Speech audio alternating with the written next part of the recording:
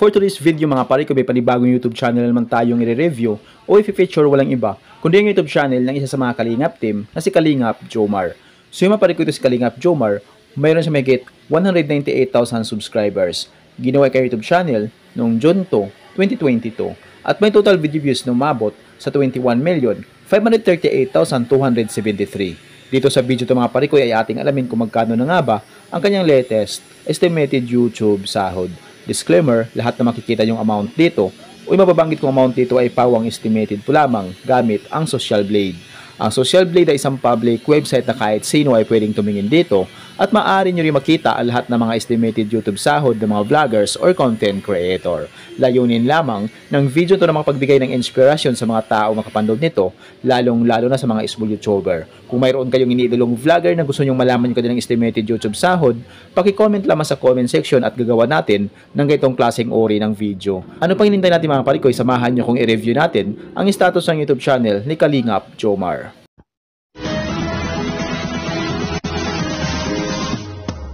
So yun mga parikoy, dito tayo ngayon sa official YouTube channel ni Kalingap Jomar dito sa Social Blade. So mayroon siyang 419 uploads na video at yung kanyang subscribers ay umabot na sa 198,000 subscribers. So deserve ni Kalingap Jomar na magkaroon siya ng maraming subscribers sa kanyang YouTube channel. So deserve lahat ng mga Kalingap team na magkaroon sila ng maraming subscribers sa kanyang YouTube channel upang mapalawak pa nila yung magandang layunin yung pagtulong sa mga kapos palad. Total ang kanyang video views na nakuha na siya ng 21,538,273.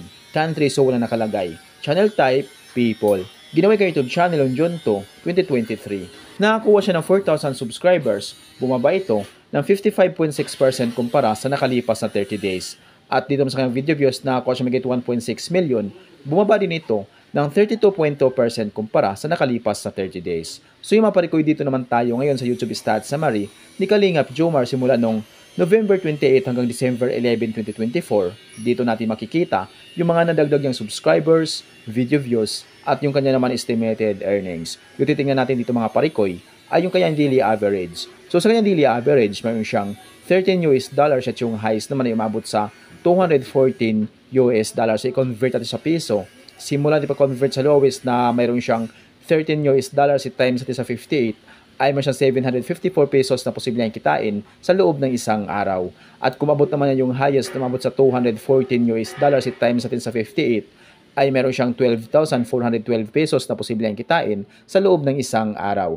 So yung mga parikoy, dito naman tayo ngayon sa kanyang estimated monthly earnings. So disclaimer po lamang mga parikoy, ang video na ito ay layunin lamang na makapagbigay ng inspirasyon sa mga tao makapanood nito, lalong-lalo na sa mga small YouTuber. Lahat na makikita yung amount dito o yung mababanggit kong amount dito ay pawang estimated po lamang gamit ang Social Blade. Ang Social Blade ay isang public website na kahit sino ay pwedeng tumingin dito at maaari nyo rin makita ang lahat ng mga estimated YouTube sahod ng mga vloggers or content creator.